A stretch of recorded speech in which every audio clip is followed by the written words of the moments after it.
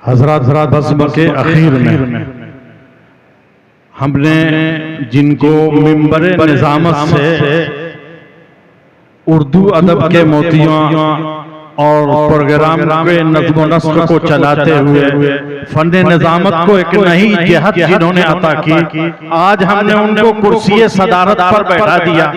मैं सदर मोहतरम से गुजारिश करूंगा कि हजरत सदर मोहतरम मौलाना डॉक्टर अब्दुल रहमान साजिद अल आज़मी साहब तशरीफ लाएं और अपने खिताब से नवाजें। वक्त बहुत कम है।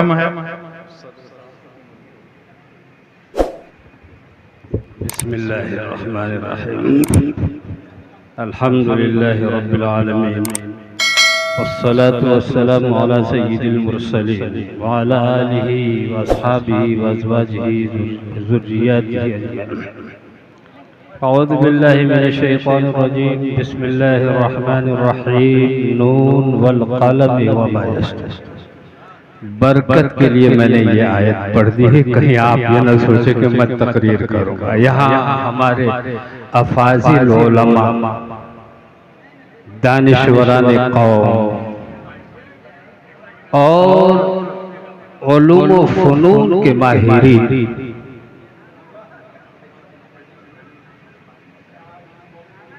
जहाँ दीदा और सर गर्म चशीदा हजरात मौजूद हैं। यहाँ तो बयान का मौका भी नहीं है और आप हजरात के सामने मैं तो डर भी रहा कि आप हजरात के सामने मैं जुर्रत करूं गुफ्तार की, लेकिन मुझे इन्होंने एक एजाज बख्शा और सदर बना दिया। मैं यही कहूँगा, रब्बि जालनी फी आइनी सगीरन व फी आयुनिन नास कबीरा। मुझको सब कुछ भी दे हुजूर, मेरे मालिक मुझे गुरूर न दे। इंसान जब किसी बड़ी मसनद पे पहुंच जाता है तो दिल में तकब्बुर पैदा होता है। हकीमुल इस्लाम हज़रत मौलाना कारी तैयब साहब रहमतुल्लाह अलैह को जब मसनद एहतिमाम दिया गया तो इस दौरान उनके दिल में तकब्बुर पैदा होगा। तो वो तो हकीमुल इस्लाम थे, महसूस कर लिया कि मेरे दिल में उज्ब व किब्र पैदा हुआ है। तो उन्होंने हजरत थानवी रहमतुल्लाह अलैह को लिखा, हजरत मैं बड़े तकब्बुर में मुब्तला हो गया हूँ, इस्लाह फरमा। हजरत थानवी रहमतुल्लाह अलैह तो मुजद्दिद थे इस्लाह के। फरमाया फौरन दारुल का एहतमाम छोड़ करके थाना भवन पहुंचो। थाना भवन पहुंच फरमाया तुम्हारे जिम्मे ये खिदमत है कि खानकाह की मस्जिद के नमाजियों की जूतियां सीधी करो। तो अब जूतियां सीधी करने लगे, लेकिन कौन सी जूती सीधी करते थे? जो नई होती, जो अच्छी होती। हजरत थानवी रहमतुल्लाह अलैह ने देख लिया एक वक्त, फरमाया मियां ये जूती भी तो जूती ही है।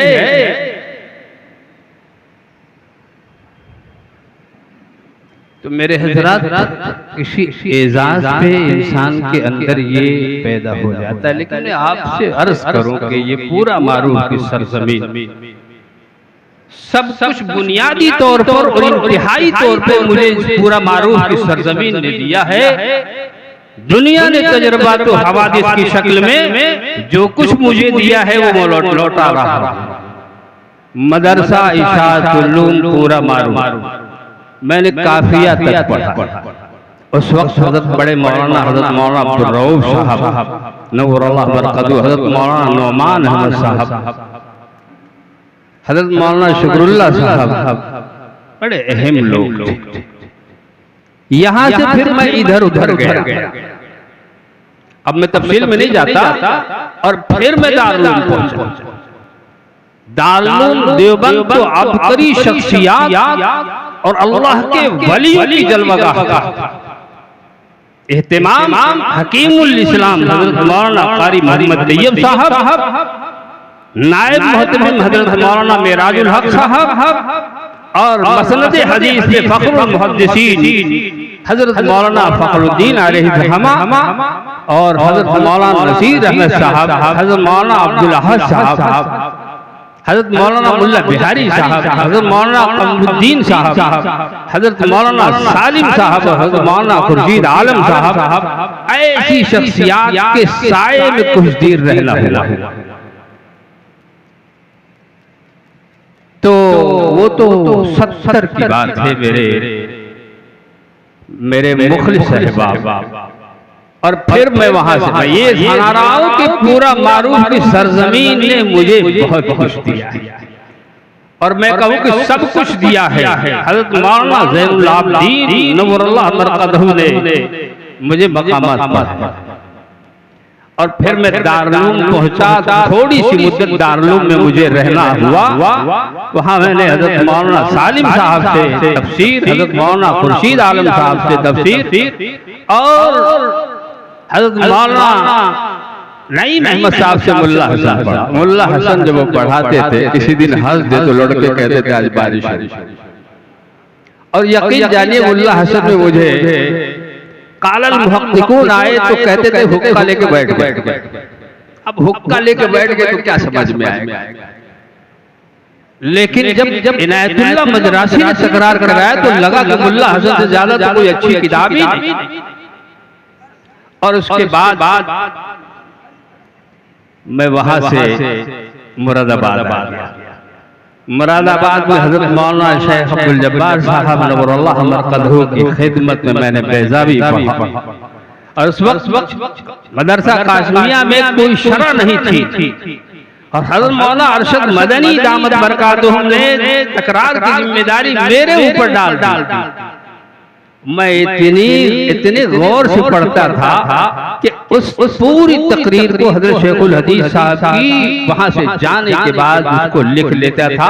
क्यों? इसलिए कि भूल सकता तो लिख लेता था। फिर बुखारी मैंने उनसे पढ़ा, 2000 सफ़े मैंने लिखे। अल्हम्दुलिल्लाह ये निहाई जो इंतहाई दर्जे की किताबें थी वो भी पूरा मालूम। और ये तो अल्लाह के वली थे। और मैं समझता हूँ कि इमदादुल बारी पर जो हजरत ने लिखा है एतकाफ के जमाने में, शायद उन्हीं की दुआओं की ये बरकत है कि मैं आपके सामने खड़ा।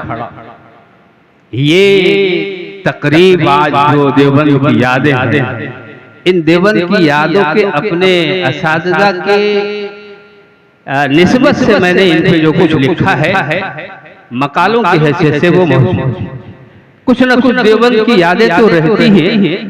और भाई ये देवबंद की यादें मौलाना अंसार अहमद साहब मारूफ ने लिखा। ये बचपन से लिखने में बड़े मस्त। मुझे उस जमाने में भी जब मैं यहाँ कभी आता था, बलुआ पार जाता था, तो ये मुझे दिखाते थे, पढ़वाते थे, बोले सर पढ़ लो जरा, मैंने ये लिखा है।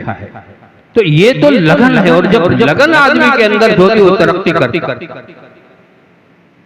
लोगों ने, बुजुर्गों ने किताबें लिखी, और शेख सादी ने गुलिस्तान लिखा। और क्या लिखा दिबाचे में, बेबानत सालहा नज़्म तरतीब ज़मा हर ज़र्रा खाक उफ्तादा जाए, गरज नक्शे कस्मा या मानत के हस्ती रानमी बीनम बकाए, भले मगर साहिब दिला रोज़े बरहमत कुनत ही कारे दुर्वेशा दुआए। तो ये मैं मुबारकबाद पेश कर रहा हूँ हज़रत मौलाना अंसार साहब, इनके रफ़क़ाए कार को कि देवबंद की यादों के बहाने से करीब इन्होंने एक ज़ियारत मुलाकात की मुनाक़िद कर दी। और ये बड़ा खूबसूरत इज्तिमा है, कहने का कोई मौका नहीं है कि आपसे कुछ। सलाम अलैकुम।